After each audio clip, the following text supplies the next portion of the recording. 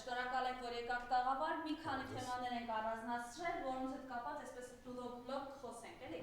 Եվ այսպես, երևի սկսենք հենց այս հարցից։ Երեք Ալիևը ըստ էության նախնական զրույցում էլ ասացիք, տպավորություն է, որ պաստավկա է անում Փաշինյանին, պատին է դեմ տալիս։ Խնդրեմ, ինչ էր նշանակում Ալիևի վերջին հայտարարությունները, մասնավորապես քարտեզների վրա գոյություն չունի Սևանալի, չկա Գյոչա։ Նորից վերահաստատում է, որ իրենք մեքենաներով են գալու Հայաստան, իրենց պատմական հողերի մասին է խոսում, իհարկե դա մեր համար չակերտավոր պատմական հողեր։ Խնդրեմ ես մասով ձեր տեսակետը այս շեշտադրումները ինչ նպատակ են հետապնդում, առավել ևս, որ օրերս ադրբեջանցի падգամավորը խոսել էր, որ եթե մի օր Ադրբեջանի առաջնորդը Երևանում ելույթ ունենա, ուրեմն իմացեք, որ դա պատմական իրողություն է, Ալիևը վերադարձել է ոչ թե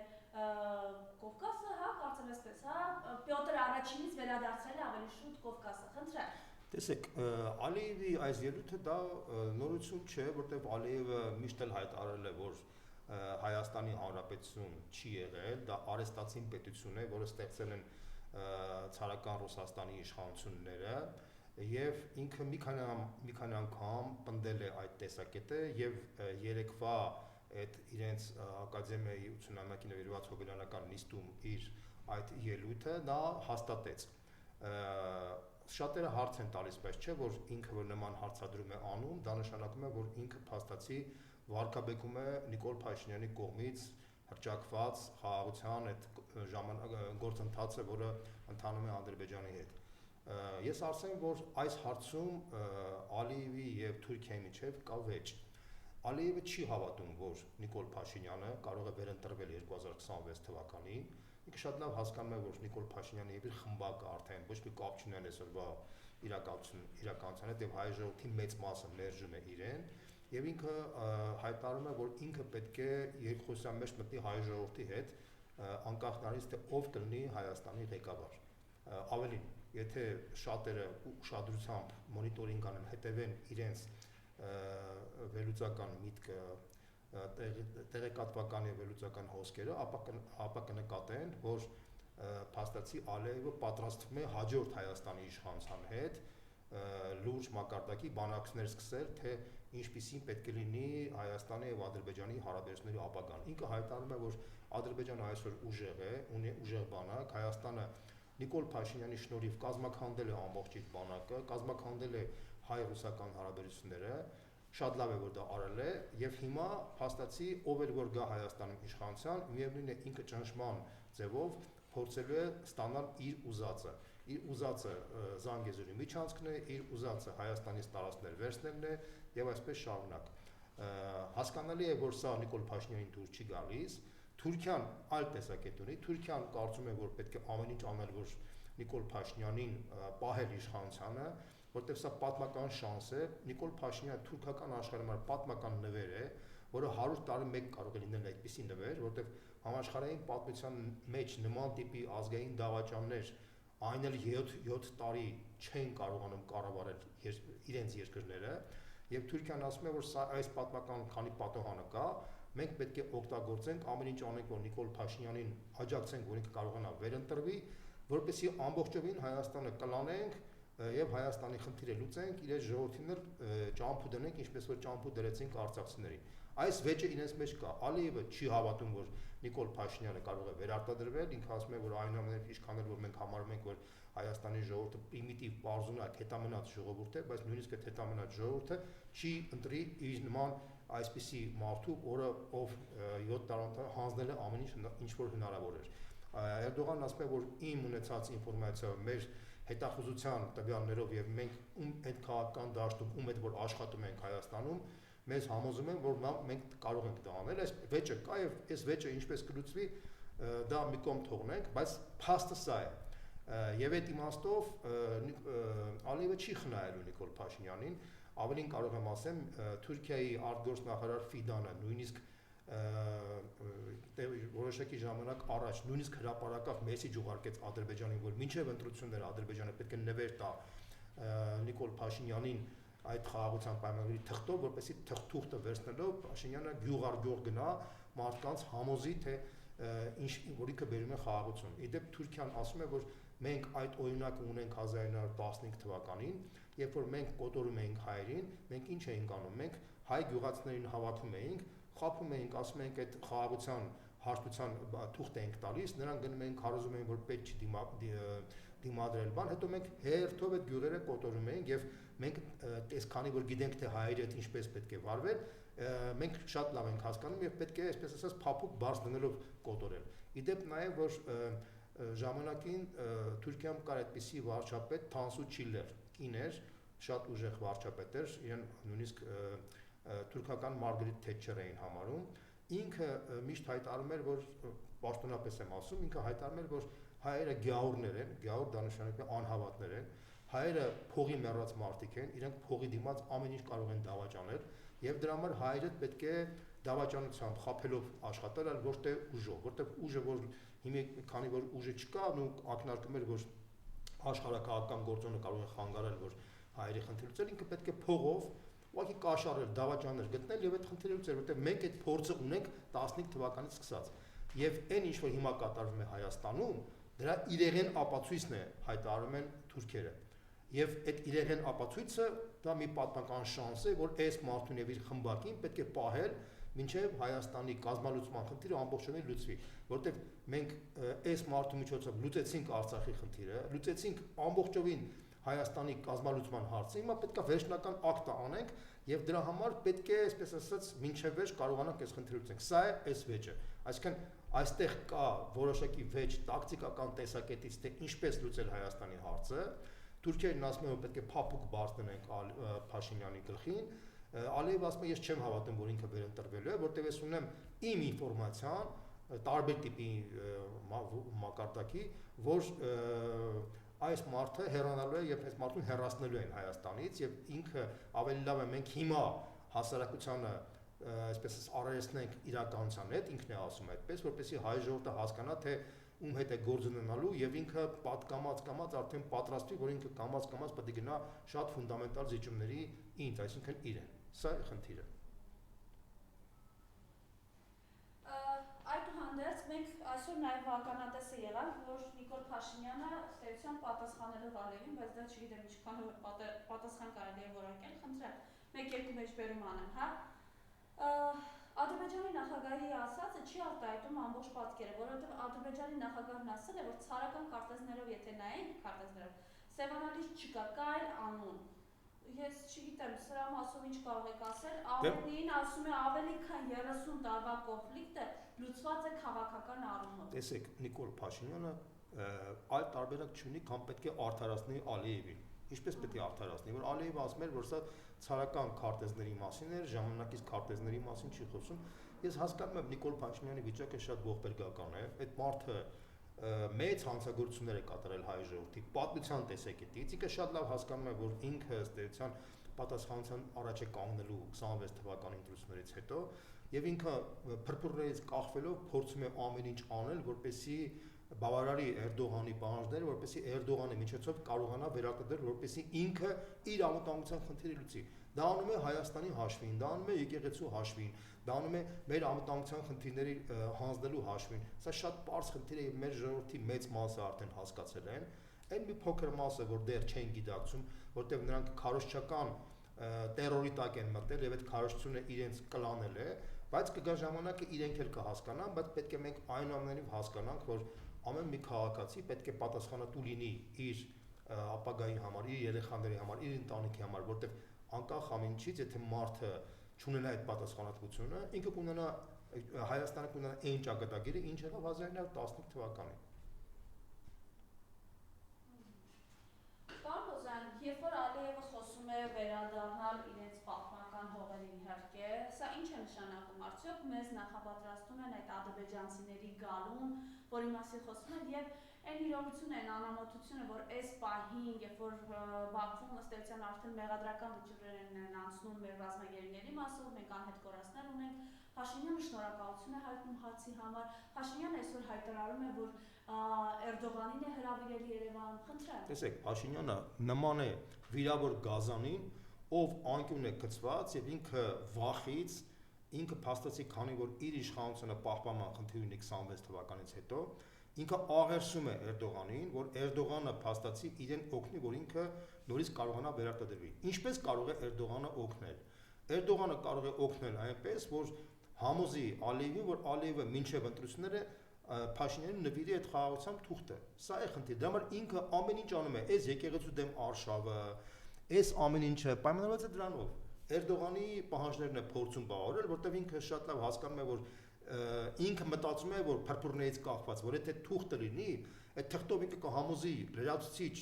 մի զանգվածի, որոնք դեռ չեն կողմնորոշվել, որ կարողանան ինչ-որ որոշակի քվեստանալ։ Սա է խնդիրը։ Ինքը հսկայական վարչական ռեսուրսներ է կիրառելու, հսկայական ռեպրեսիաներ է կիրառելու, բայց Հայաստանը այն տոտալիտար մթնոլորտում չի ապրում, որ կարողանա ինքը ցանկացած պարագայում կարողանա վերարտադրվել։ Ինքը շատ լավ դա հասկանում է։ Դրա համար ինքը ամեն ինչ անում է, որպեսզի բավարարի Թուրքիայի պահանջները, իսկ Թուրքիան մեծ պահանջներ ունի։ Ավելին կարող եմ ասել, արդեն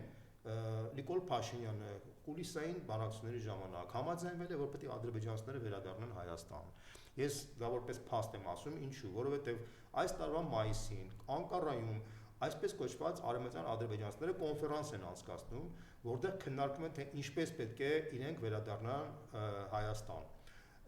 Արևմտյան ադրբեջանցիների ամբողջ ճանապարհային քարտեզը կուրացիա է անում Ադրբեջանում Թուրքիայի դեսպանը։ Այսինքն իրանք ցուցակագրում են մարդկանց, թե ովքեր պետք է գան, որտեղ պետք է գնան, այսինքն այդ ամբողջ պրոյեկտը կա։ Նիկոլ Փաշինյանը համաձայնվել է, ինքը հրապարակավ չի ասում, բայց Ալիևը պահանջում է, որպեսզի Նիկոլ Փաշինյանը հրապարակավ հայ ժողովրդին խոստովանի, որ դա լինելու է։ Տեսեք,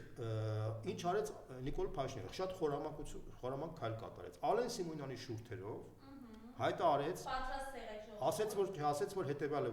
որ պահին որ խաղաղության պայմանագիրը կնքվի, ադրբեջանցիները կարող են վերադառնալ իրենց պատմական գյուղերը ապրելու համար։ Սա Ալեն Սիմոնյանի խոսքերն են, այսինքն սա մեսիջ էր Նիկոլ Փաշինյանի Ալիևին, որ ես քո խոստումը կատարել եմ, մենակ դու թուղթը տուր, որ ես կարողամ այս ժողովրդին հերթականական խաբեմ։ Այս ժողովրդին խաբել եմ 18 թվականին, մինչև 18 թվականը, այս ժողովուրդը խաբվող ժողովուրդ է, ինքը 15 թվականին էլ խաբվեց, ինքը իրան հեշտ է խաբել, բայց ինձ մի հատ որտեվ բայց քանի որ այնքան եմ խաբել, որ արդեն խաբեփայի անուն եմ հանել, ինձ մի հատ շանս տու, որ նորից վախացնեմ այս ժողովրդին խաբեմ։ Սա է իրավ այս մարդ։ Իհարկե սա մեծագույն խայտարակություն է մեր ժողովրդի համար։ Մեծագույն մեր ժողովուրդը խայտարակվել է ամբողջ աշխարհով մեկ այս վերջին 7 տարիների ընթացքում։ Նենց է խայտարակվել, որ այս խայտարակությունից դեռ տասնյակ տարիներ են պետք լինելու, որպեսզի այդ խայտարակությունից դուրս գանք։ Որտեվ նույնիսկ եմ կրկնում, հիմա ես շփվում եմ տարբեր տիպի շրջանակների հետ դրսում,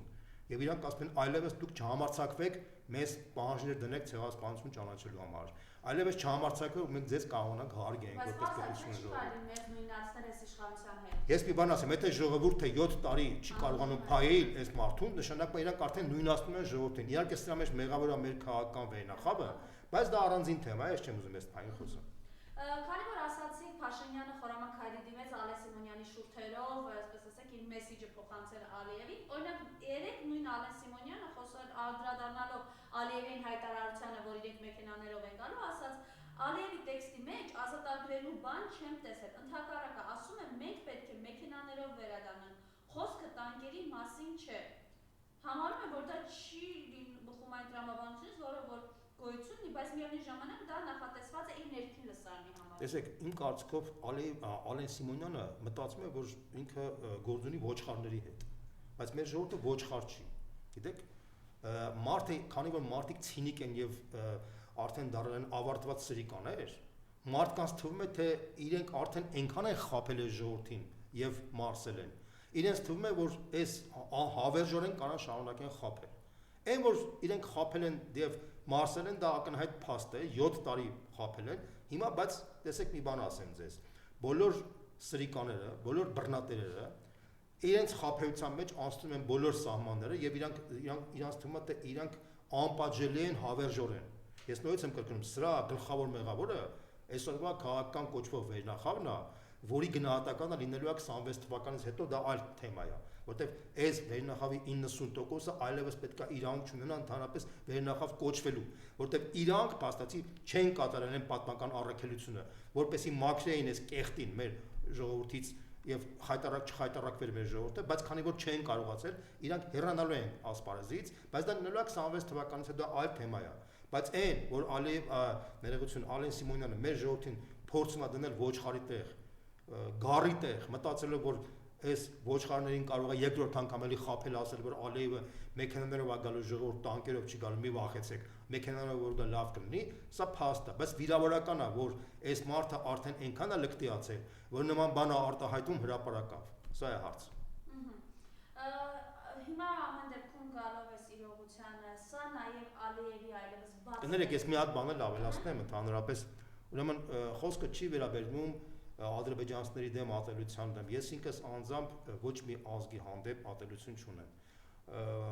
Բոլորը ես ինքս вообще ընդհանրապես դաստիարակվել եմ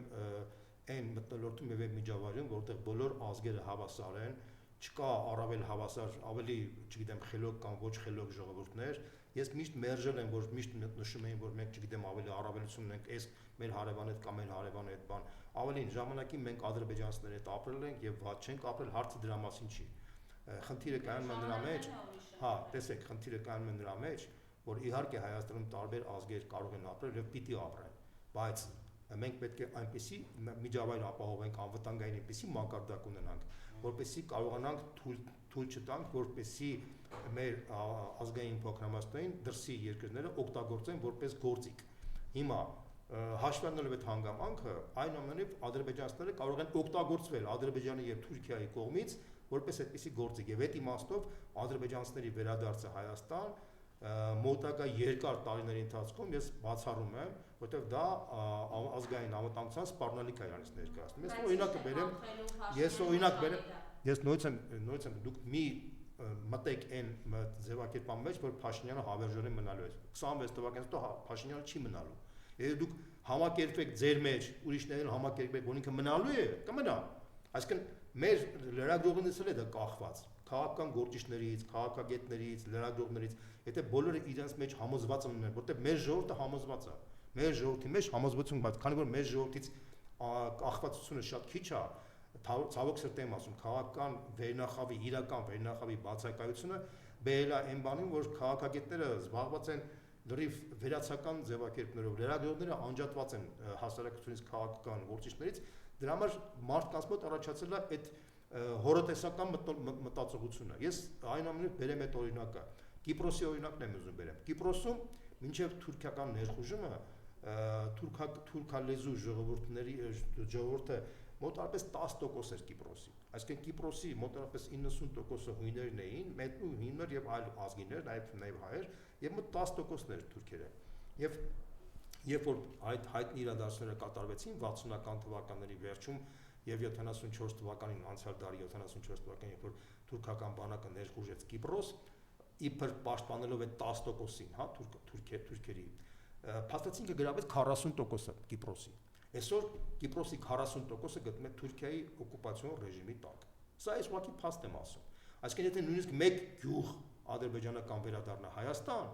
դա հիմք կհանդիսանա, որ վաղը Թուրքիան կարողանա իր զորքը մտցնի ոչ միայն այդ գյուղը, այլ նաև մտցնի, ասենք, օրինակ, չգիտեմ, Գյումրի կամ Երևան։ Սա այս ուղղակի ասում եմ իրականություն է, որ մարդիկ իմանան։ Մարդիկ հոգեբանորեն ապրում են խորհրդային միության մեջ, հոգեբանական մակարդակով իրանց թվում է, թե իրանք ի վերուստ պաշտպանված են եւ իրանք չեն զգում այդ վախի անվտանգության բանը, իրանց մոտ բանը կորել է, որտեվ խորհրդային միության ժամանակ այդ անվտանգության խնդիրը պահպանված էր, հիմա խորհրդային միություն չկա, արգելի ժողովուրդ։ Եվ կա Նիկոլ Փաշինյան, որը ամեն ինչ անում է, որ բացի խորհրդային միությունից կազմաքանդվի նաև ռուսական անվտանգային համակարգը։ Որ օրը որ քանդվի դա, դուք արդեն Էրդողանի երեսից ոչ թե ժպիտներ կտեսնեք, այլ ավելի լրիվ ուրիշ բան։ Եվ այդ մենք բանը տեսել ենք 1918 թվականին, երբ որ Բրեստ-Լիտովսկի պայմանագիրը կնքելուց հետո Թուրքիան բոլոր պայմանագրերը խախտելով եկավ եւ հասել էր եւ մտել էր Գյումրի։ Եվ ինչ կատարվեց Գյումրիում։ Այդ ամենը նույնիսկ բանի Հարութ Հարությունյանի եւ Դերենիկ Մալխասյանի հայտնի ֆիլմը, որ ցույց տվեցին նույն Գյումրիում եւ Երևանում, դրա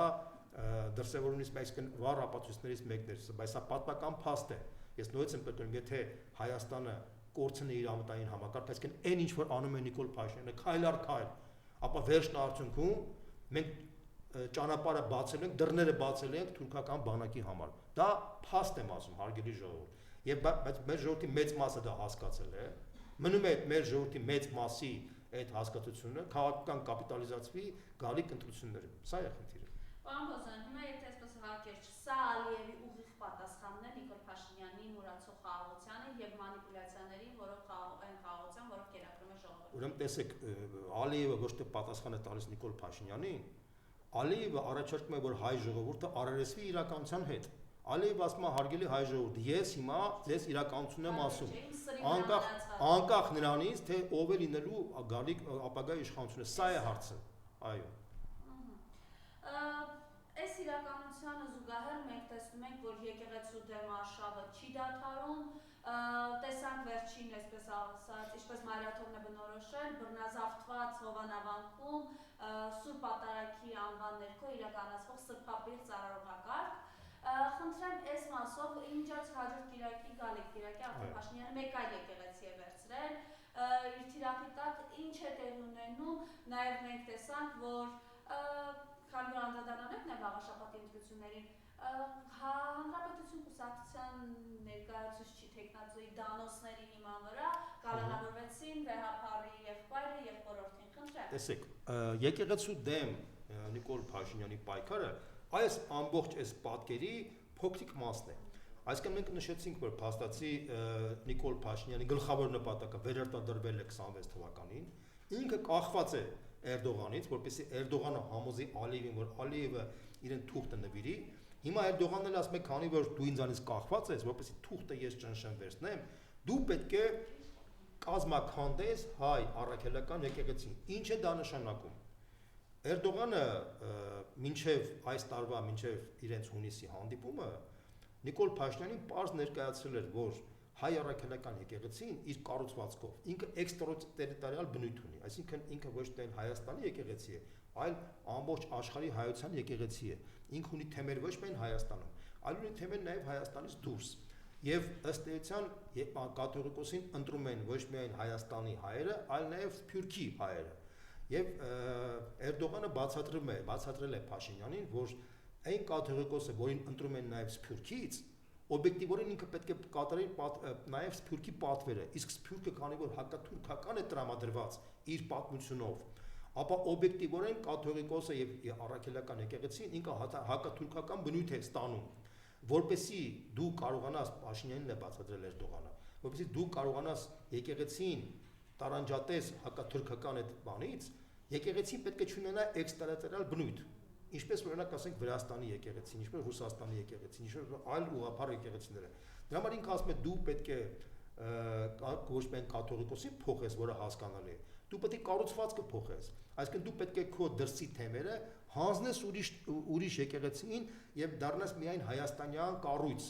եւ ավելին կաթողիկոսի ընտրության մեջ դու պետք է մեծ լումա ունենաս, որպեսզի քո վերահսկողության տակ լինի կաթողիկոսը, այսինքն դու պետք է ունենաս դրածո կաթողիկոս, որ այդ կաթողիկոսը այլևս չխոսի Արցախի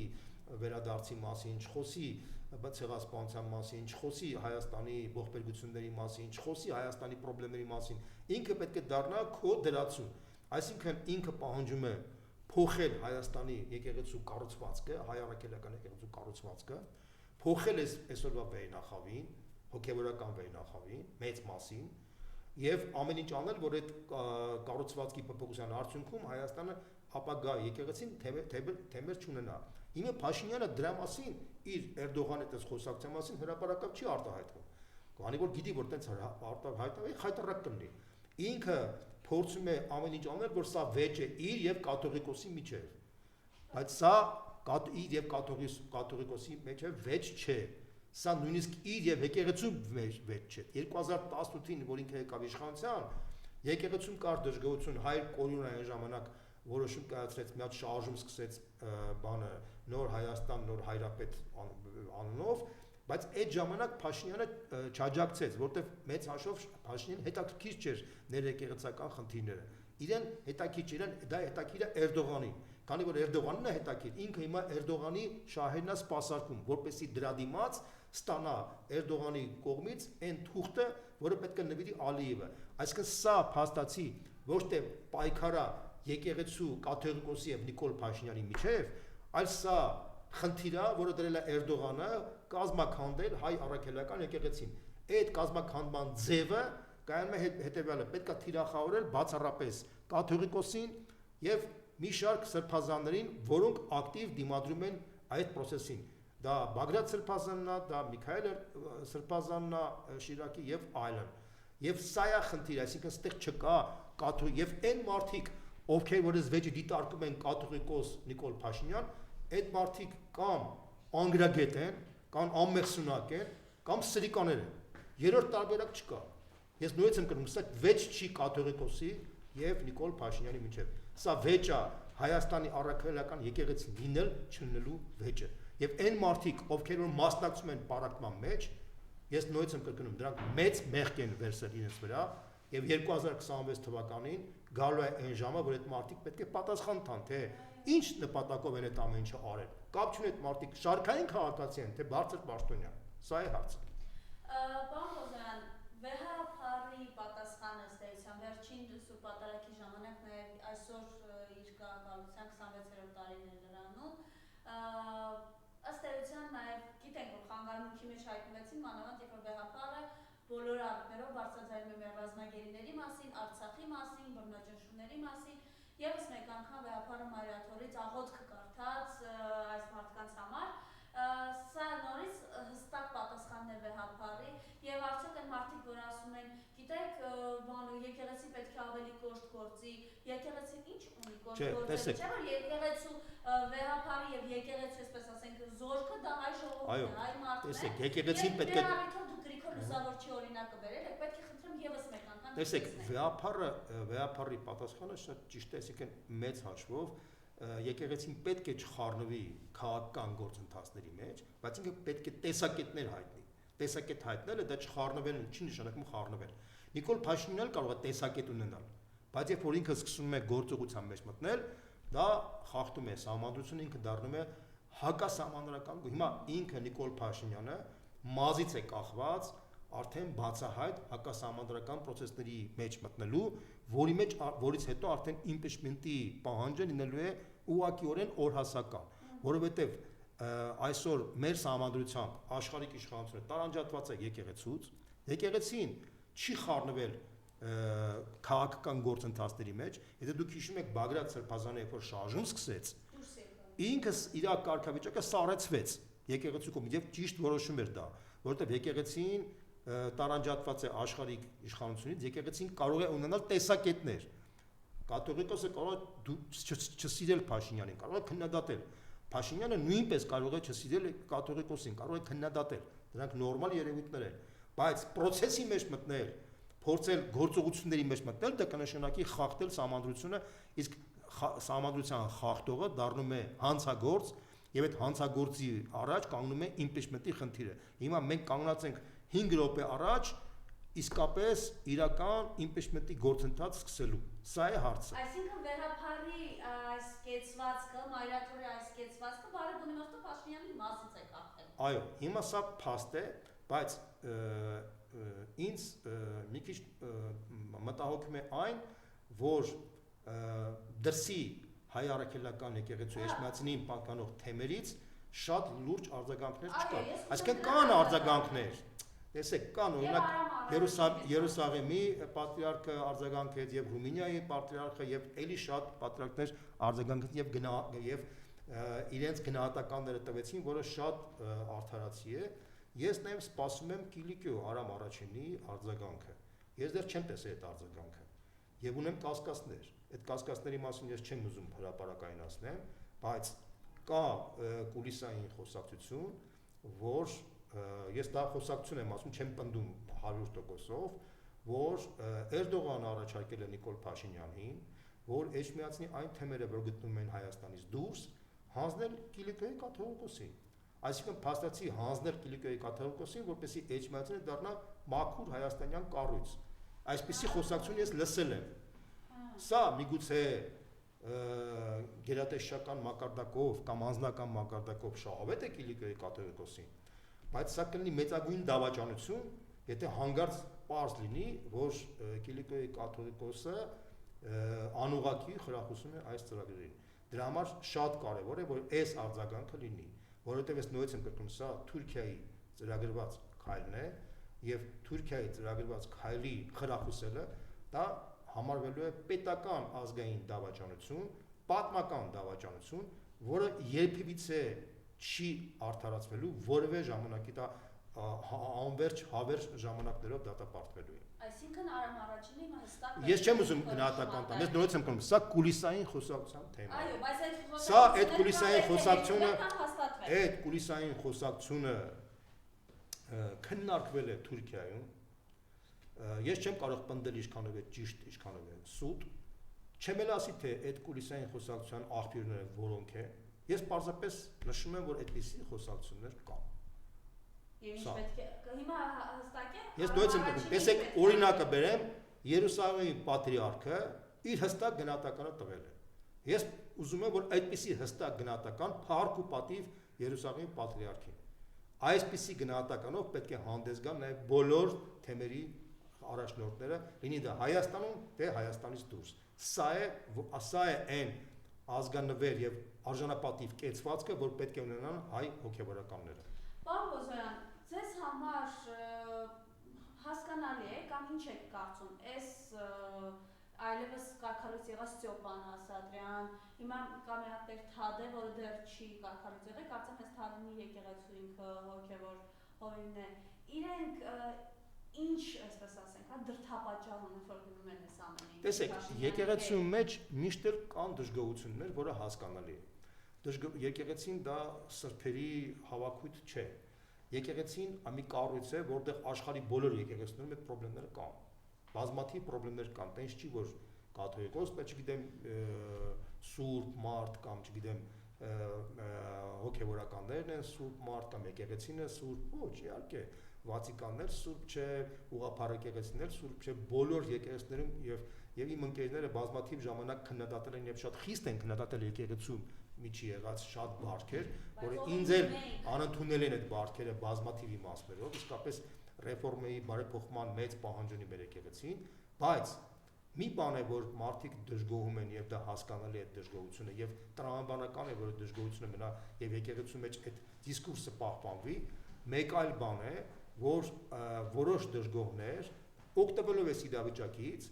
փորձեն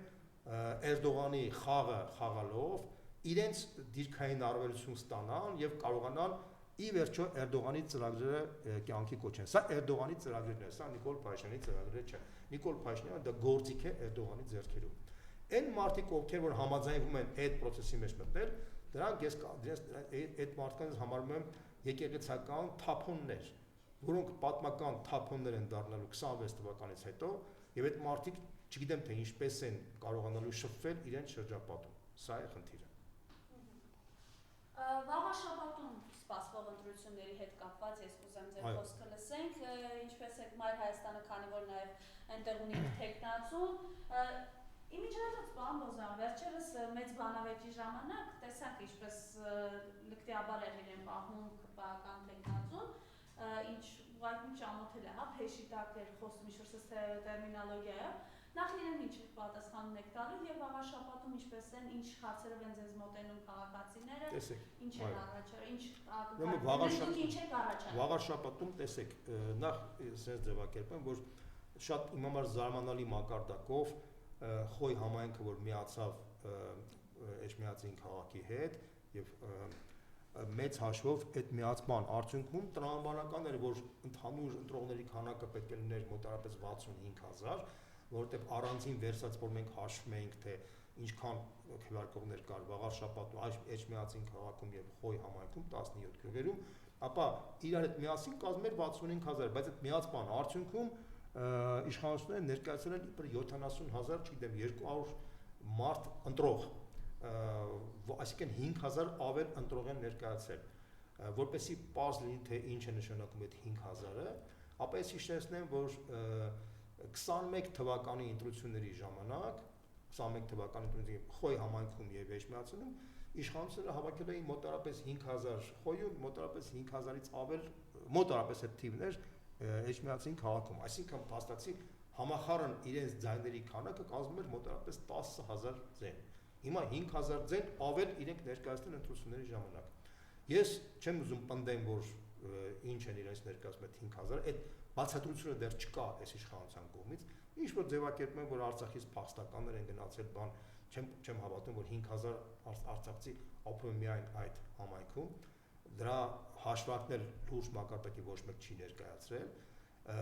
բայց ես մի բան կուզեմ նշեմ, այս ընտրությունների բացի այդ ամեն ինչից, այս ընտրությունների հետ կապված, ուրեմն ես կուզեմ, որ մեր Վաղարշապատի բնակիչները 3 հարթության մակարդակի իրենց համար պատասխանան այն հարցադրմանը, որ ես տալու եմ։ Բարոյական մակարդակ, քաղաքական մակարդակ եւ սոցիալ-տնտեսական մակարդակ։ Սկսեմ բարոյական մակարդակից։ Հայաստանը որպես երկիր կարող է ոտի կանգնել եւ զարգանալ, երբ որ Հայաստանում այն անբարոյական մթնոլորտը, որ միշտ եղել է տարբեր մակարդակների կար եւ 30 տարվա ընթացքում, ցավոք սրտի, եւ այս վերջին 7 տարվա ընթացքում շատ ավելի խորացավ, այդ բարոյական մթնոլորտը պետք է փոխվի։ Եթե այդ բարոյական մթնոլորտը մենք չկարողանանք փոխել, մենք ոչ մի բան չենք կարող փոխել։ Հիմա տեսեք, իշխանության տեխնացուն Արգիշտի Մեխակյանն է։ Դա Մեխակ Մեխակյանի տղան է։ Մեխակ Մեխակյանը ազգային հերոս է, ով ջոկատի հրամանատար էր, փոխգնդապետ էր, ինքը շարքային զինվորական չէր, ֆանտաստիկ ազնիվ մարդ էր, ազգային ռոմանտիկ մարդ էր, հզոր անձնավորություն էր, որը մեծ գործ արեց առաջին Ղարաբաղյան պատերազմի ժամանակ եւ ողբերգական մակարդակը զոհվեց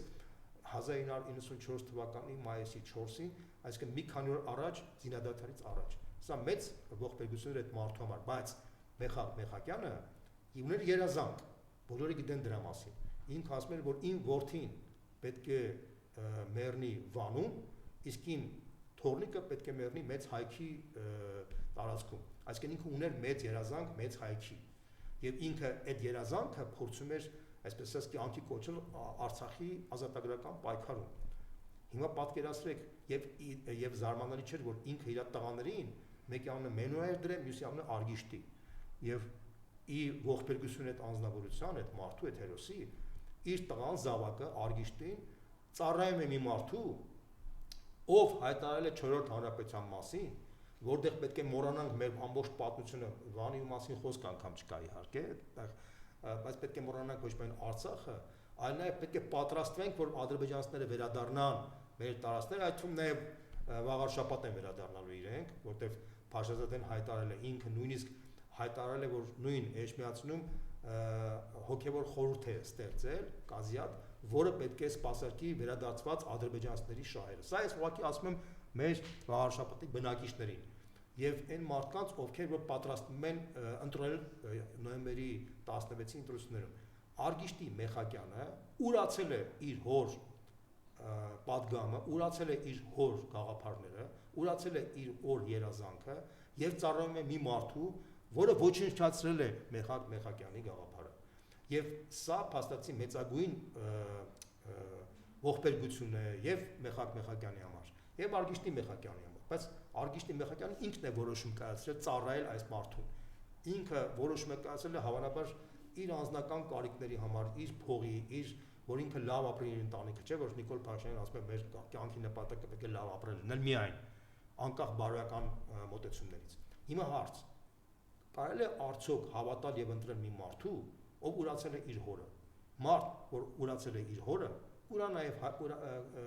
Ուրանը նաև իր հայրենիքին, կդավաճանին նաև ձեզ այն քաղաքացիներին, ովքեր որ սպասում ունեն այդպիսի մարդուց։ Սա նույնպես եմ ասում, մենք լավ տղա չենք ընտրում։ Մենք ընտրում ենք նորմալ, բարոյական արժեքներով ղեկավար, տեղական ղեկավար։ Կարող է արդյոք մարդը ուրանալ սեփական հորը եւ բարոյական արժեքներ ունենալ եւ կառավարել։ Իհարկե ոչ։ Սա բարոյական մակարդակով եւ այն մարդիկ, ովքեր որ Մեխակ Մեխակյանի գաղափարով եւ այդ մարդուն հարգելով են ուզում ընտրեն, իրենք պետք է ամեն ինչ անեն, որ իր տղան Արգիշտի Մեխակյանը չընտրվի։ Եվ ամենակարևորը նա է, որ այդ մարդիկ եթե որոշեն եւ գնան ընտրեն, ապա ըստ էության իրենք կկատարեն մի քայլ,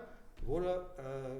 այսպես արդեն բարոյական տիրույթում արդեն կարելի է գնահատել, թե այդ մարդիկ ինչ տիպի մարդիկ են։ Մնացած արդեն այդ մարդկանց կարելի է բնութագրել բոլոր հարցերում։ Սա բարոյական մակարդակով։ Ասենք քաղաքական մակարդակով։ Քաղաքական մակարդակով ընտրել Արգիշտի Մեխակյանին, դա նշանակում է փաստացի հարված հասցնել հայ առաքելական եկեղեցուն, որովհետև Վաղարշապատի համայնքը դա այն համայնքն է, որտեղ մեր հոգևոր մայրաքաղաքն է Էջմիածինն է, եւ Նիկոլ Փաշինյանը մեծ հույսեր ունի, որ նոյեմբերի 16-ի ընտրությունների արդյունքները փորձելու է կապիտալիզացնել եւ դա օգտագործելով փորձելու է այսպես լուծել Էջմիածինի խնդիրը։ Եվ այն մարդիկ, ովքեր ընտրեն Արգիշտի Մեխակյանին, պատմական մեղքի տակ են մտնելու Էջմիածինի այս պայծրությամբ հարված ստանալու համար։ Պատմական կապ չունի ստեղ եկեղեցու խնդիրը, կապ չունի ստեղ կաթողիկոսի անձը, ստեղ նույնիսկ եմ կրկնում, սա կա թուրքական Էրդողանի ծրագիրը եւ կա գործիք Նիկոլ Փաշինյանը, որը կյանքի է փորձում կոչել ձեր ընտրությունով Արգիշտի Մեխակյանին, ստեղ արդեն լավ տղա չի աշխատել, դուք գնում եք լավ տղա եք ընտրում, կներեք դուք արդեն քաղաքացի չեք, կներեք Մաքս Վեբերը բնութագրում էր մարդկանց, ովքեր որ մարդ էին, քաղաքացի էին եւ ոչ քաղաքացի էին։ Ես չեմ ուզում կոպիտ ձևակերպել նրանք ինչպես էր բնութագրում, կարդացեք այդ իր գիրկը հայտնի, այնտեղ փայլուն գրված է։ Հիմա մենք պետք է հասկանանք Հայաստանում քանի քաղաքացի են մնացել, այդ քաղաքացիները ովքեր են։ Եվ եթե մարդը գնա Արգիշտի Մեխակյանին ընտրի, ինքը փաստացի կապացուցի, որ ինքը Հայաստանի Հանրապետության քաղաքացու կոչում չի կարող ունենալ։ Սա միանշանակ եմ ասում։ Անկախ նրանից ինքը շահ ունի տեղ, թե շահ չունի, թե չգիտեմ, առանց շահի է ընտրում կամ չգիտեմ, իրեն կարելի է ինչ-որ մի հատ քանի կտոր բան են տվել, մի քանի արծաթ են տվել, որպեսզի ինքը կարողանա ինքը ինձ հետաքրքիր չի արդեն։ Դա քաղաքական մակարդակով։ Վերջապես երրորդ մակարդակով, սոցիալ-տնտեսական։ Արգիշտի Մեխակյանը հայտարարում է, որ ինքը լավ վարչարար է, որովհետև մի շարք գյուղերում ինքը ոռոգման ջրի խնդիրներ է լուծել, ճանապարհների խնդիրներ է, լուսավորության հարցեր լուծել եւ այլն եւ այլն։ Հիմա հարց եմ տալիս։ Ուրեմն այդ խնդիրները լուծել է, այսպես ասած, պետական ծրագրերի միջոցով, որոնք օրենքով հաստատված են, այսինքն Արգիշտի Մեխակյանի տեղեկատվներ Կիրակոս Պողոսյանը այդ խնդիրները լուծվելու են։ Այստեղ անձի խնդիրը բացարձակ երկրորդական է։ Ինքը հայտարարում է, որ փաստացի ինքը մեծ աշխատանք է տարել կառավարությունում, որ այդ խնդիրները լուծվի։ Սուտ է ասում հարգելի բնակիչներ, որովհետև լավագույն լոբիստները այսօրվա Փաշինյանի կառավարության մեջ դրանք բանկային ոլորտի լոբիստներն են եւ շահումով խաղերի լոբիստներն են։ Տեսեք Հայաստանի տնտեսական կառուցվածքը եւ դուք կտեսնեք, որ տնտեսական կառուցվածքի մեջ Հայաստանի տնտեսական զարգացման աճի մեջ գյուղատնտեսությունը կամ դոփում է տեղում կամ հետընթաց է զարգանում։ Սա փաստ եմ ասում։ Այսինքն ըստ էության Արգիշտի Մեխակյանը լինի թե Պողոս Կիրակոսյանը, միևնույն է այդ խնդիրները լուծվելու են եւ ավելի լավ կարող են լուծվել, որովհետեւ Արգիշտի Մեխակյանը ինքը մի անդեմ անձնավորություն է, վարչարական իմաստով ոչ մի բան է ինձ ներկայացնում, չեմ կարող ասել անձամբ որպես վարչարար չեմ ճանաչում, բայց չեմ էլ կարող պնդել, որ ինքը ինչ-որ մի հրաշքներ է գործել, որովհետև նույնիսկ եմ կգում, եթե իր տեղը լինի ցանկացած այլ մարդ, եթե ըստ էության այդ պետական ծրագրերը կան, ապա պետական ծրագրերով ցանկացած մարդ, օրենքով է դա հաստատված, ցանկացած մարդ էլ, եթե մի քիչ բարեխիղճ է, ինքը խնդիրները կլուծի։ Մի կողմ թողնենք, թե լավ է լուծել, թե վատ է լուծել, սա արդեն առանձին խնդիր է։ Սա սոցիալ-տնտեսական ծրագրերի մասով։ Հիմա հարց։ Օրինակ, սկսենք քաղաքի խնդիրներից, հետո անցնենք գյուղերի խնդիրներին։ Քաղաքի խնդիրներից էլեմենտար խնդիրներ կան, օրինակ Էջմիածին քաղաքը ներխորհրդային միությունից արդեն ինքը տուրիստական կենտրոնի պես ընկալում ուներ, որտեղ կար Էջմիածինը եւ տուրիստները, որ գալիս էին խորհրդային Հայաստան, անպայման գնում էին Գարդ Գեղարդ, Էջմիածին, բայց Էջմիածին միշտ գնում էին, այսպես ասած, մի քանի ժամ գնում էին, մոմ էին վառում եւ վերադառնում էին։ Խորհրդային միության փլուզումից հետո ես 30 տարի մեջ Էջմիածինի կարգավիճակը չի փոխվել, նույնն է մնացել, մեծ հաշվով։ Այսինքն Էջմիածինը ֆորմալ իմաստով տուրիստական կենտրոն լինելով, ինքը տուրիստական կենտրոն չէ, որովհետև այնտեղ տուրիստը գնում է ընդամենը 2 ժամ մնում է դուրս է գալիս։ Ինչու՞։ Որովհետև չկան տուրիստական туриզմի զարգացման ենթակառուցվածքներ, դա շատ པարզ խնդիր է, այսինքն հայեցակարգային իմաստով Էջմիածինը բրախած վիճակի մեջ է եղել։ Ցավոք սրտի եմ ասում, վերջին 30 տարվա մեջ բրախած, դեռ խորհրդային միության ժամանակ գոնե ինչ-որ մի քանի արտադրություններ էին աշխատում, մարդիկ ունեին աշխատանքներ։ Էդ էլ չկա հիմա, 30 տարվա մեջ էդ էլ չի եղել, իսկ այս 7 տարվա մեջ 0 գործ է եղել, այսինքն 1 կամ 2 տուրիստական ընկերություն կան, որոնք շատ մակերեսային աշխատանքներ են տանում եւ մեծ հաշվով կարելի ասել որ Էջմիածինը որպես տուրիստական կենտրոն գոյություն չունի։ Չնայած Էջմիածինը մոտ է аэроպորտին, Զվարթնոց օդանավակայանին եւ Էջմիածինը ունի բոլոր պայմանները փայլուն տուրիստական կենտրոն դառնալու, ինչպես որ բանը Վատիկանն է Հռոմում, ինչպես որ նույնիսկ Մցխետը, վրացական Մցխետը, որտեղ ապրում է ընդամենը 8000 բնակիչ ունի, որը Թիֆլիսի մոտ է, հա, ինքը տուրիզմի զարգացման իմաստով այնքան բան են արել Մցխետին, այնց իդեալներ են արել, որ մարդիկ առնվազն մի քանի օր մնում են այնտեղ։ Ես մի օրինակ բերեմ Մցխետի, որ դուք պատկերացնեք։ Մցխետը դա այն աշխարհի եզակի քաղաքներից է, որտեղ մարդիկ աշխարհի տարբեր երկրներից կարող են ամուսնանալ, ամուսնություն բանը հարաբերությունը կազմակերպել ցանկացած ժամի, գիշերը ժամը 4-ին կամ չգիտեմ առօրյա ժամը 7-ին ամեն օր։ Այսինքն այդ ամուսնության այդ բյուրոն աշխատում է Մցխետ քաղաքում 7-24-ի վրա 365 օր։ Այսինքն այդ իդեալներն եւ թպկահարել են եւ աշխարհում տարբեր բաներ, երիտասարդներ գալիս են ամուսնության ակտ անում են հենց Մցխետ քաղաքում եւ այնտեղ կա արդեն տուրիստական ենթակառուցվածքներ, հյուրանոցներ, բաներ, որ իրենք մնում են մի քանի օր եւ այդ մի քանի օրվա վրա իրենք կառուցել են արդեն հյուրանոցներ, հյուրանոցային համակարգեր, Մցխետում արդեն նաեւ որոշակի բան կար, հոգեվոր նստավայրի էլեմենտներ կար այնտեղ, այսինքն իրենք փորձել են դա վաճառեն տուրիստական իմաստով, որը իր պոտենցիալով շատ ավելի քիչ հնարություն ունի, քան Էջմիածինը։ Առաջինը քրիստոնեություն ընդունած երկիրը չի կարողացել մինչև հիմա մեր հոգևոր մայրաքաղաքը ներկայացնել հանրության, համաշխարհային հանրությանը որպես այդպիսի հոգևոր մայրաքաղաք, դա չեմ ասում խայտարակություն, դա ուղղակի աբսուրդ է պարզապես, որը մինչև հիմա այս բանը չի կատարել, բայց չեմ ուզում հետ գնամ թե ինչ պատճառներով, սա մենակ այս իշխանության մեղքը չի, բայց սա առանձին թեմա է, նորից եմ կրկնում։ Հիմա Արգիշտի Մեխակյանը որպես վարչարար, որպես բյուրոկրատ զրո առաջարկություններ ունի այս հարցի շուրջ։ Մինչդեռ Մայր Հայաստանի ներկայացուցիչ Գրիշա Հարությունյանը ունի շատ մեծ առաջարկություններ, շատ հետաքրքիր առաջարկություններ։ Նախ ինքը առաջարկում է, որ ըստ էության ոչ թե 1 կամ 2, այլ մի քանի տուրիստական կենտրոններ ստեղծել։ Նախ ինքը առաջարկում է, որ ամեն տարի, ամեն օր հոկտեմբերի 8-ին քաղաքի օրը մեծ բան սարքել,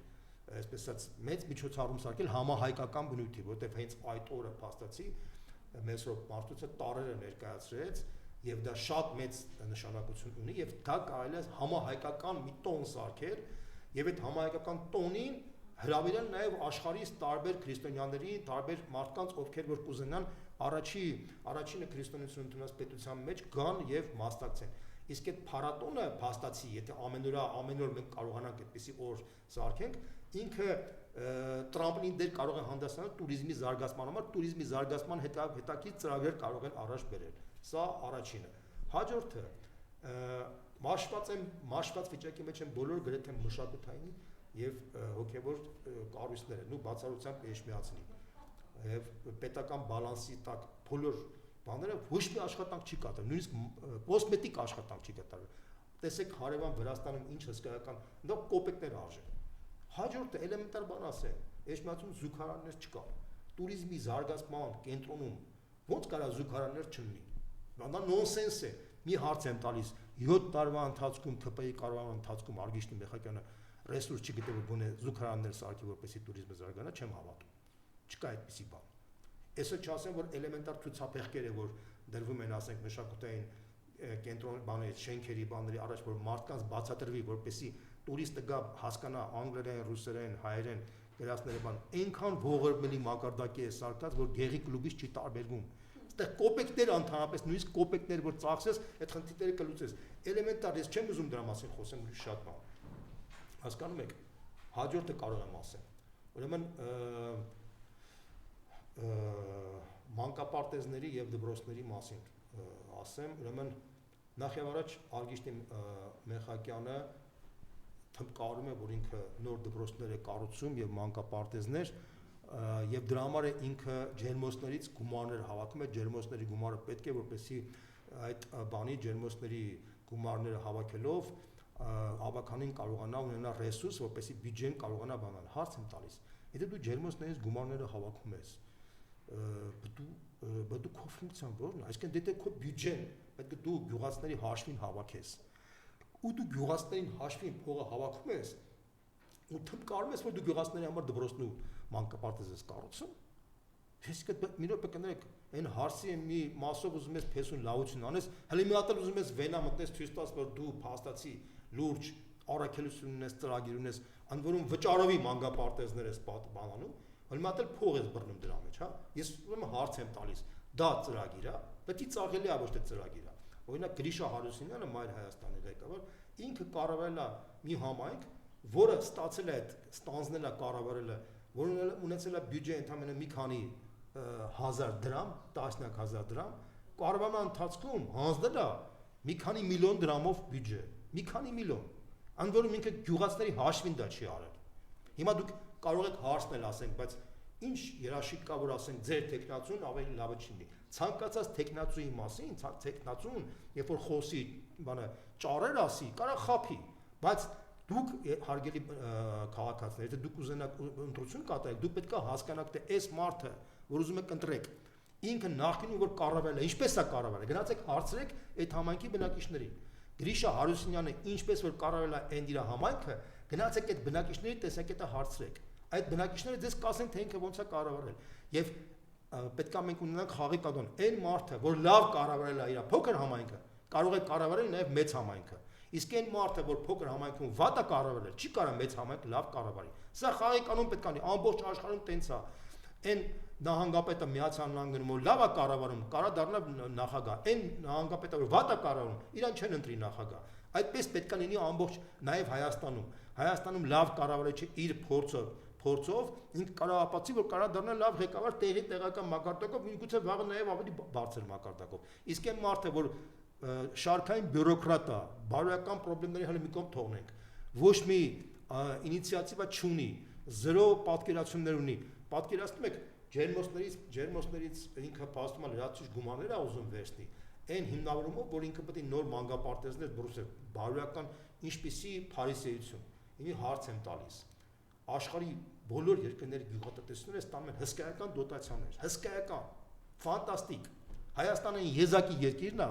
որտեղ գյուղը ոչ մի դոտացիա չունի։ Հիմա այդ գյուղից պետությունը ոչինչ չի տալիս։ Ինքը բարոյական իրավունք ունի գյուղացուց մեծ հարկեր վերցնի կամ լրացուցիչ գումար վերցնի, իհարկե ոչ։ Նույնիսկ եմ կրկնում, հայ գյուղացին ինքը որ ջերմոցներից ինքը իդեպ ասեմ ջերմոցները զարգացան սկսած մոտավորապես 2010 թվականից եւ թլիչկաձև զարգացում ունեցան եւ այդ ջերմոցների զարգացումը ֆանտաստիկ մեծ ազդեցություն թողեց եւ շատ դրական դեր է կատարում Հայաստանի գյուղատնտեսության զարգացման համար եւ նաեւ արտահանման համար տարբեր տիպի ապրանքների, ասենք, գիտեմ,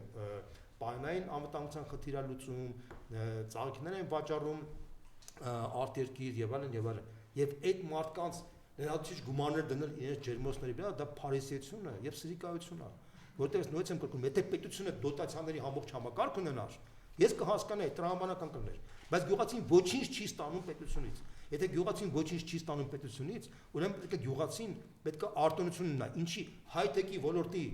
ոլորտը ունի արտոնություն, որ ինքը վաճառում է իր ծրագրերը արտերկրում, իսկ գյուղացին չունի այդ արտոնությունը, որ ինքը իր ապրանքը վաճառում է նույնպես արտերկիր եւ ինքը լուծում է պայմանային խնդիրը։ Հայ-թեքի բանը ներկայացիչը անվտանգային խնդիր չի լուծում Հայաստանում, իսկ գյուղացին անվտանգային խնդիր է լուծում։ Եվ Էսա ֆունդամենտալ տարբերությունը Մայր Հայաստանի եւ քաղաքացիական պայմանագրի։ Էսա ֆունդամենտալ տարբերությունը Գրիշա Հարությունյանի, որը բյուջեն պատկերացնում է բյուջեի խնդիրը լուծել ոչ թե գյուղացների հաշվին, այլ դրսի ներդրումների հաշվին։ Դրսից եթե դու ներդրումներ բերում ես, բյուջեն մեծացնում ես, դու կոչվում ես լավ վարչարար, լավ կառավարիչ։ Եթե դու դրսի ներդրումներ չես բերում, գյուղացների հաշվին պետք է բյուջեն հավաքես, հետո գյուղացիները նույն դրա համար պետք է մանկապարտեզ դուք ինչ գրոշի արժեք ունենա քո վարչարարությունը։ Հիմա նույն Ագիշտի Մեխակյանը չէր թաքցնում, որ ինքը այո, ինքը չէր հայտարարում, ասում է մենք բյուջեն պետք է հավաքենք բացառապես գյուղացիներից հարկեր հավաքելով։ Սա է իրանց նպատակը։ Սա նույնպես եմ կրկնում, սենց ցանկացած Պողոս Կիրակոսյանին որ բերես մի հատ տոնածառ բերես դնես այնտեղ բան ղեկավար, այդ տոնածառը անկախ դնես տենց կաշխատի, ոչ մի տարբերություն չի։ Հիմա Արգիշտի Մեխակյանը կլինի թե Մեխակ չգիտեմ ինչանը կլինի, ի՞նչ տարբերություն։ Սա է խնդիրը, այսինքն մեր ժողովուրդը պետքա մեր բնակիչները պետքա հասկանան, որ ինչ է նշանակում լավ կառավարիչ եւ ինչ է նշանակում վատ կառավարիչ։ Լավ կառավարիչը դա այն է, երբ որ ինքը դրսի ներդրումների հաշվին է կարողանում բյուջեն մեծացնել, առանց ճնշելու տեղի բնակչության, տեղի գյուղացիներին, տեղի քաղաքացիներին։ Վատ կառավարիչը այն է, որ ինքը ըստ էության տեղի բնակիչների հաշվից հավաքում է փող, հետո այդ փողով ինքը սարքում է ինչ-որ բաներ, հետո սկսում է հպարտանել, որ ինքը մարդկանց նվեր է տալիս։ Դա կոչվում է վատ։ Իհարկե կան սերիկաներ, որոնք տեղի բյուջեն վերցնում են, ուտում են ու բան են։ Դա էլ երրորդ տարբերակն է, դրա երրորդ տարբերակ չեմ քննարկում եւ հուսանք, որ երրորդ տարբերակ գոյություն չի կարա ունենա։ Այսքան։ Եվ ըստ էության ի պատասխան Հարգիշտի Մեխակյանի հովեկի եթերում խայտարակ խոսքին թվում է ինքը հասկանող փեշիտակը եւ ինչ է անում։ Դե ես նույնիսկ կրկնում Հարգիշտի Մեխակյանը ընդհանրապես դիչ խոսի։ Պետք է գլուխը կախի, ընդհանրապես ոչ միտեղ ինտերնետ չէ, նույնիսկ ասում ինքը բարոյական հարթության մակարդակի խնդրեմ ունի։ Ելու մնաց քաղաքական, այսինքն մեծ խայտարակությունա քաղաքականը նաեւ։ Հիմա դրա համար ինքը մենակ սոցիալ-տնտեսական թեմաների մասին է խոսում, ասում է ճուտո չզբաղվել քաղաքականությամբ, բայց կներեք ճուտոն այսօրվա դրությամբ ճուտոն կարա չզբաղվի քաղաքականությամբ, նվագախմբի ճուտոն, բայց երբ որ ճուտոն դառնում է տեղական ղեկավար, այդ ճուտոն չի կարա չզբաղվի քաղաքականությամբ, ինքը ավտոմատ ինքը զբաղվում է քաղաքականությամբ, պարզապես ինքը խափում է սեփական ժողովրդին, ասում է գիտեք ինչ, ինձ որպես լավ տղա ընտրեք, ես քաղաքականից հետ կապ չունեմ, դուք էլ մի ունեցեք քաղաքականից դուրս։ Եթե քաղաքացին քաղաքականից հետ կապ չունենա, վաղը քաղաքականությունը իրանով կզբաղվի։ Ինչպես որ այն շարքային արցախցին, որ մտածում էր, որ ինքը քաղաքականությամբ կարա չզբաղվի, վաղը մյուս օրը քաղաքականությունը իրանով զբաղվեց եւ ինքը այսօրվացիան կորցրել էր տունը։ Վաղը նույն վաղաշապացին կկորցնեն իր տունը։ Սա է խնդիրը։ Եվ Պամբոզյան վերջինս Եվրանեստում հակավրացական այդ քայլը ինչ արձագանք սպասել Վրաստանից, դրան մասնակից էին նաև մի շարք կպականներ։ Տեսեք, ուրեմն ինչ կատարվեց Երևանում։ Երևանում նիստ եղավ, Եվրոնեստի նիստը եղավ, որտեղ ընդունվեց հակավրացական բանաձևեր։ Նախ եւ առաջ Վրաստանը նախապես հայտարարեց, որ չի մասնակցելու, որտեղ ինքը արդեն տեղյակ էր, թե այդ նիստի ինչ որոշումներ են կայացվելու եւ այդ որոշումները այսօրվա Վրաստանի իշխանության դեմ են լինելու եւ ի համերաշխություն Վրաստանի չմասնակցեց նաեւ Ադրբեջանը։ Ինքը ուրիշ պատճառաբանություն բերեց, բայց չմասնակցեց բացառապես դրա պատճառով։ Եվ ըստ էության Նիկոլ Փաշինյանի իշխանությունը գոնե ձևական պետք է թույլ չտար, որ իր պատգամավորները մասնակցեին եւ այսպես ասած համաձայնությունը տային այդ հակավրացական բանաձևին։ Տեսեք ինչ հակավրացական բանաձևեր ընդունված։ Արգինի Մարիան։ Ուրեմն Եվրոնեստի վերջին որոշումով հայտարարվել է, որ անցած 24 թվականի Վրաստանի ընտրությունները ոչ լեգիտիմ են։ 1. Երկրորդը արդարացվել է Վրաստանի ընդդիմության բոլոր այլանդակությունները, որ դրանք կատարել են փողոցներում, բաներում, տարբեր տիպի խժդրությունները, բաներ են, այն եթե դրա 5%-ը Հայաստանում կատարվեր, Հայաստանում այդ մարդկանց ուղղակի կգնդակահարեին եւ ոչ մի ռեակցիա չէր լինի ոչ Եվրոմիությունից, ոչ էլ Միացյալ Նահանգներից։ Հիշեք, թե 2024 թվականի հունիսյան դեպքերի ժամանակ ինչ արձագանք եղավ Միացյալ Նահանգների դեսպանատան կողմից, երբ որ փաստացի մեղադրվեցին ցուցարարները։ Հիշեք, երբ որ նույնիսկ Amnesty International-ը ստիպված դատապարտեց իրապա համակարգի այդ բաները, քայլերը, բայց Միացյալ Նահանգների դեսպանատունը փաստացի ճիշտ հակառակ գնահատականը տվեց։ Հիմա, բայց ամենակարևորը, փաստացի Եվրոնեստի որոշման մեջ այսօրվա Վրաստանի իշխանությունները հրճակվեցին ինքնակոչ։ Այսինքն այսօրվա Վրաստանի իշխանությունը չի ճանաչվում Եվրոնեստի կողմից ավելին կարողանաց Եվրոնեստը խորհուրդ տվեց Եվրոպարլամենտին, որպեսզի ինքը որոշում կայացնի, որպեսզի իրանք զրկեն Վրաստանի իշխանություններին ազատ վիզայի ռեժիմից եւ գոնե առնվազն որպես առաջին քայլ զրկեն Վրաստանի ղեկավարներին եւ ղեկավար իշխող վերնախավին այդ վիզաներից։ Սա դուք հասկանում եք դա ինչ է։ Երևանում այս որոշումը կայացվում է եւ Երևանում այս որոշումը կայացումից հետո նաեւ հայ պատգամավորներ մասնակցում են եւ այսպես ասած Նիկոլ Փաշինյանի թիմակիցները խրախուսում են այդ ամեն ինչը։ Հիմա Նիկոլ Փաշինյանը փչացրել է իր հարաբերությունները Ռուսաստանի հետ, փչացրել է մեր ինքը պատերազմը հայտարարել մեր ժողովրդին, մեր բոլոր կառույցներին, մեր քաղաքական դաշտին, մեր բոլոր ավանդույթներին, արժե համակարգին, արարած սարին։ Հիմա էլ պատերազմը հայտարարում արդեն հարևան Վրաստանին։ Դուք հասկանում եք դա ինչ անում։ Այս մարդու գործունեությունը հիմա հարց։ Այս մարդը ում շահերով է գործում, Հայաստանից թե Թուրքիայի։ Ես հարց եմ ուզում տամ մեր ժողովրդին, թող մեր ժողովրդի պատասխանը ես ակնկալում եմ, որ ինքը կհասկանա թե ինչի մասն է խոսքը։ Հիմա ինչ պատասխան կլինի Վրաստանում։ Ես կարող եմ ցավոք սրտի կարող եմ ասել, որ այդպիսի պատասխան կլինի։ Օրինակ նոյեմբերի 9-ին կամ 10-ին Թբիլիսի կենտրոնական շենքերից մեկում Ադրբեջանը կարող է ճոխ ձևով կարող է տոնի Ադրբեջանի հաղթանակը Հայաստանի նկատմամբ, հա։ Սա կլինի Վրաստանի պատասխանը։ Վրաստանը կասի ես ինչ կապ ունեմ, ես տրամադրել եմ այսպես ասած շենքը, Ադրբեջանը տոնել է իր հաղթանակը։ Դուք եք տրամադրել եք Երևանում ձեր շենքը, Եվրոմեստը ինձ հայտարարել է ինքնակոչ, չէ։ Ես ուզում եմ մեր ժողովրդին ասեմ, հարգելի հայ ժողովուրդ, եթե դու ուզում ես, որ քեզ հարգի Վրաստանը, դու պետք է Վրաստանին հարգես։ Եթե դու Վրաստանին չես հարգում, Վրաստանը քեզ չի հարգելու։ Եթե դու քո Երևանում թույլ ես տալիս, որ քո ինքնակոչ իշխանություն, ինքնակոչ է ինքը իշխանությունը արդեն։ Այդ ինքնակոչ իշխանությունը փաստացի հակավրացական բանաձևին խրախուսումը, ապա Վրաստանն էլ կարող է խրախուսի հակահայկական միջոցառումը ադրբեջանցիների կողմից եւ ճիշտ կանի, ասեմ ձեզ իմանաք, որովհետեւ տրամաբանական է, որ եթե դու այսպեսի քայլով ես պատասխանում, իրանք պետք է պատասխան տան քեզ տենց։ Իրանք ունեն արժանապատվություն։ Եթե դու այդքան խելք չունես, որ չես կարող կանխես այս ամեն ինչը, իրանք այդ խելք ունեն քեզ պատասխանեն։ Սա է խնդիրը։ Մեր ժողովուրդը պետք է հասկանա, մենք պետք է վերջապես պետություն սիրող ժողովուրդ դառնանք, պետական բնազդ ունեցող ժողովուրդ դառնանք։ Մենք պետք է թույլ չտանք այս խուլիգաններին, որ այսքան երկար տարի կառավարել են, ամեն քայլ, ամեն ժամ, ամեն րոպե, իրանք ոտնահարում են քո շահերը, պետության շահերն են ոտնահարում։ Իրանք վարում են ոչ թե Հայաստանի, այլ հարևան Թուրքիայի կամ Ադրբեջանի սպասարկող քաղաքականություն են վարում։ Եվ ուղղակի խայտարակությունն է, որ հիմա էլ արդեն անցել են հակավրացական քայլերին։ Հիմա վաղը մյուս օրը, որ հետո բեռնափոխադրողները, ընկերությունները խնդրեմ ունենան Վրաստանում, չզարմանաք եւ չհամարձակվեք մեղադրել Վրաստանի իշխանություններին կամ գաք ինչ-որ բան պահանջեք։ Գնացեք պահանջեք Հայաստանի իշխանությունից, որ պետք է հեռանա այդ իշխանությունը։ Եթե դուք ուզում եք, որ ձեր խնդիրները չբարթանա Վրաստանի տարածքում։ Եվ դա տրամաբանական կլինի, որովհետև ցանկացած նորմալ իշխանություն, եթե դու իրան տենց պատասխան ես տալիս, եթե դու իրան համարում ես ինքնակոչ, այսինքն Վրաստանի իշխանությունը ինքնակոչ է, հա։ Ինքը կհամարեն, որ դու ես ինքնակոչ երկիր։ Սա պարզ չի, սա պարզ խնդիր է։ Հետո մենք ասում ենք, թե մենք ինչ ենք, ինչի է փչանում հայ-վրացական հարաբերությունները։ Ով է մեղավոր դրա մեջ։ Ասեմ ձեզ, մեզ հայ-վրացական հարաբերությունների ապագա հնարավոր փչացման գլխավոր մեղավորներից մեկը այս իշխանությունն է։ Սա միանշանակ է, եւ մեր հասարակությունը, մեր ժողովուրդը պետք է հասկանա այդ ամեն ինչը։ Վաղը, որ եթե հանգարց Վրաստանում այնց process-ներ գնան, չզարմանաք դրանից եւ չմեղադրեք իրանց դրա համար։ Հասկացեք, իմի բերեք process-ը, հասկացեք, որ մինչև դուք չփոխեք այս իշխանությանը, դուք չեք կարողանալու նորմալ արժանապատիվ եւ հարգանք ստանալ, ասենք, դրսի երկրների կողմից։ Ով էլ ինչ երկիր է, որ դա լինի։ Սա է խնդիրը։